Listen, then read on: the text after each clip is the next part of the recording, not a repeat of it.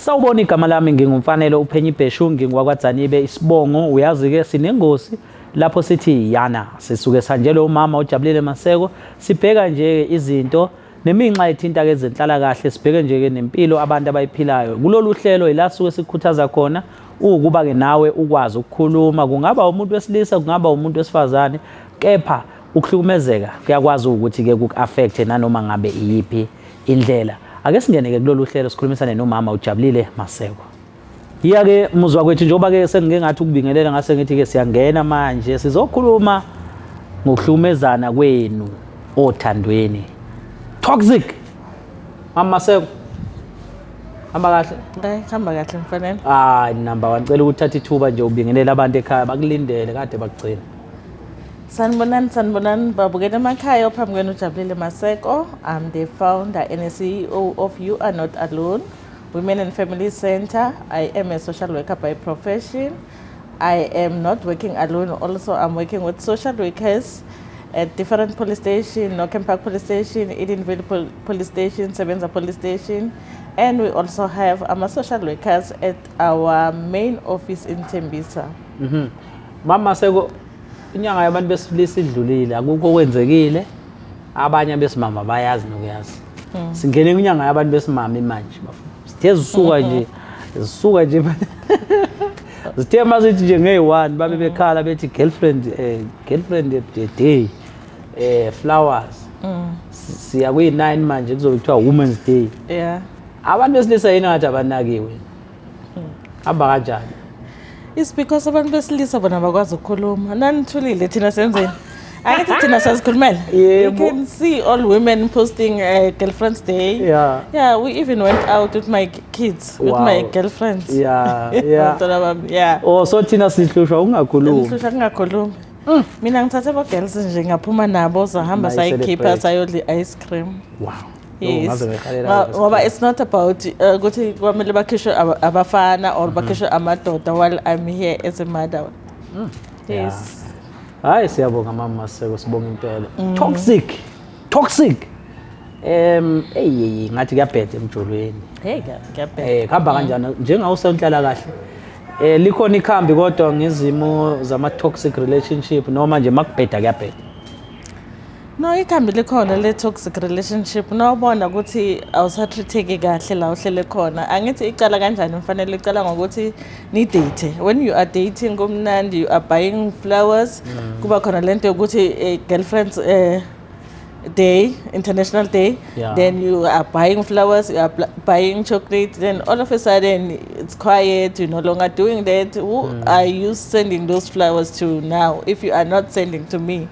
Or again, we are not in those flowers, we are in this relationship. It's not about the flowers, it's not about the chocolate because some people doesn't have that money to do whatever, to buy those chocolate or flowers. It's about loving someone. When ubona ukuthi ethandweni lakho niyathandana kahle kumnandi you are able to be you as a person. Ukuba ujabulile there's nothing that is changing. If iba inkinga likhathi umuntu seka controller sekutshela ukuthi the way ugqoka ngakhona angithandi the way uhamba ngakhona nalabangani bakho angithandi all of a sudden ukuthola unabangani ukuthola unefamily so uyaqala uyakushiftisa ku family yakho sokutshela ukuthi family akasayifuni iceleni kwakho akasafuna abangani bakho so uyacontrola nje ucontrola everything about you so qala ubone lapho ukuthi there is something engasahambi kahle la kule relationship and again now ubona ukuthi it's no longer about both of you in that relationship it's about one person. And we also have a narcissist.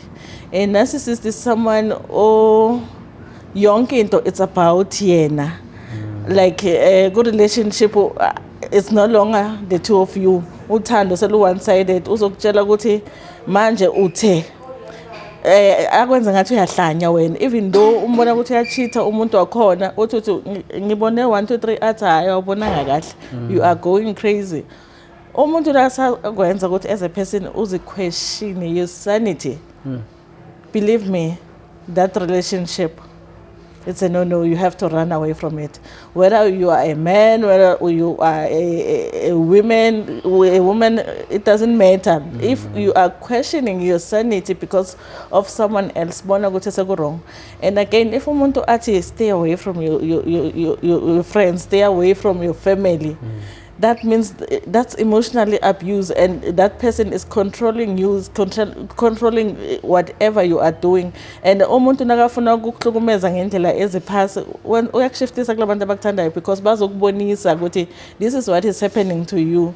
If akushiftisa bona ukuthi hayi sekunento engasekho right, it's not about those flowers, it's about not losing yourself as a person. Your identity in that relationship. If ngengene ngujabulile angibe ujabulile waya unless sekukedeke isename ukuthi sewumaseko awusaseyunkonyana, but losing ubujabulile so uphila impilo yomunye umuntu, you no longer living impilo kungeyakho, bona ukuthi ku wrong, then you have to run away. So running away, it's not always an option kubantu ngendlela esi-observe ngayo. I'm not saying into engeke yenzeke, into esiyibona yenzeka. They are not running away. Yeah. Recently besise Calfontaine usisi wayeke walimala wahlala waya esibhedlela wathungwa. Ubuyile usisi ubuyela back to. Kodwa manje usezobuya nje kanti usezogcina ukuphila impilo yakhe sizophela. Isihluku ke engisibonela lapha yana ukufike kwagwazwa kwangaphelela lapho. Uthe segwaziwe sewele ngaphandle lapha komnyango akalandwa itina. Ama-breaks wazokhandwa ngawo weza umphakathi uthi uzokhuza kwagwazwa kwawona umphakathi uma stande ethi uyalekelela kushawa kwayena. Siphila nelwane Exactly. siphuma kanjani ke sithi lento yenzeka mhlambe kumuntu wesilisa or kumuntu wesifazane uphuma kanjani kwi situation kanje? Relationship, like I said in the beginning, there's always red flags. You can see ukuthi lana ngingene kumuntu onganathando, umuntu ongakhuliswanga kahle. Because if umfana akhuliswe kahle, akhuliswe ngothando, that man, believe me, he will be able to respect women. But if ukhuliswe ngenye indlela, maybe ukhuliswe ku environment engasi right, ene violence, then when you see umuntu wesifazane ufuna kumcontroller, ufuna kumshaya wenza zonke lezi zinto lezo to show ukuthi you are a man.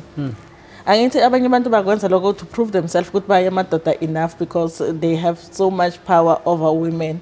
They are using ama powers abo wrong. But as a woman ozithandayo, as umfazi ozithandayo, you know how you love yourself and you know how you want others to love you. But if you are losing a focus on yourself and put all your fingers komunye umuntu uphile impilo yakho through omunye umuntu, that's where siba ne problem khona. That's where you come back to this environment a toxic. Again, it's not about that, it's about ukuthi umuntu uyasebenza na ngizohlala kuphi if ngiphuma la, because yes ama shelters akhona, but ama shelter afuna ukuthi uvule I case GPV, then so that they will be able to accept you. And again, temporary shelter is temporary. It's not something that you can say it's permanent. You can sit there for a long time. So because of unemployment, abafazi, they need to stand up. Abanye bayathengisa la ngaphandle. Kukhona different yama companies athengisa izinto zobuso engeke ngwa mention like kuba advertiser, but they are out there. Abafazi bayathengisa and they making money. Abafazi mabafunde ukuzenzela bemele ukuzimela. You know, nowadays we have abafazi abakwazi ukuthi bathengise ngabantwana babo ukuthi lala no stepfather wakho sizokwazi ukuthi sibhadale rent. Those are the cases esizitholayo sengama social worker, and believe me kwathina agcina aslimazile because like it's a trauma to listen to someone else athi bathe ngilale no stepfather. Stepfather uyangithinta la but nangithi ngitshela umama uthi it's okay because that man is paying for rent.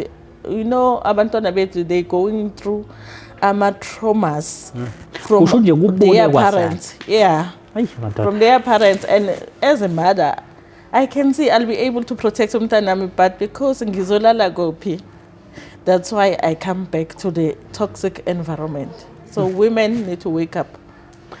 Hayi ake sijike ngapha ngaseyitolo masibuya sizokwazi ukuthi sizoyivala noma Maseko khumbuleke Yana ingosi ke le la sine partnership khona nayo ke you are not alone. It's like women as then the family is the umbrella that means the children are included and Abu Baba they are included there. So don't say who didn't include you. Yeah. Sijike ngapha siyabuya. Get fresh quality savings at OBC this month end. 4 kilogram country range chicken mix portions for only 159 Rand. 200 gram Nyama Choma spice. Buy 2 for only 20 Rand. Tola 10 kilogram OBC super maize meal for only 70 Rand. Get 2 packs of 1 kilogram country range chicken heads and feet and 1 kilogram country range chicken soup pack and 1 500 gram chubby chicken necks. Get this amazing combo for only 50 Rand. Get these fresh quality month-end savings at OBC. Offers valid from the 30th of July till the 6th of August 2026.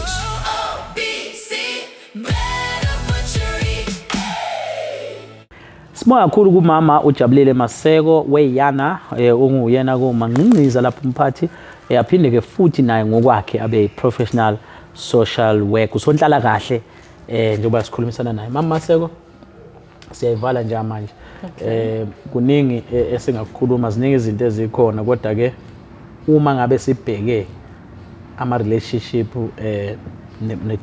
nokuba toxic kwawo sibuka ne GBVF nayo izinto eziwu affecta kakhulu umphakathi sinqoba ngelithini yini nje siphethe ukuthi yabona manje ngiyaphuma kule relationship khamba kanjani. Again, it's not about ukuphuma mfanelo, it's about fixing what you see is wrong. Yes. Now ubona ukuthi akusekho right, we have social workers aba free abazokhona ukuthi bakhulumisane nani ukuthi ni fixe I relationship ibuyele to normal. Or else if ubona ukuthi lena ayisafixeki, yeah, it's okay to run away. It's okay to go. Akusikuthi wonke umuntu la mhlabeni obekele ukuthi uzoshada, akusikuthi wonke umuntu la mhlabeni obekele ukuthi uzoba no boyfriend or uzoba no husband or uzoba no wife. It's okay to be alone.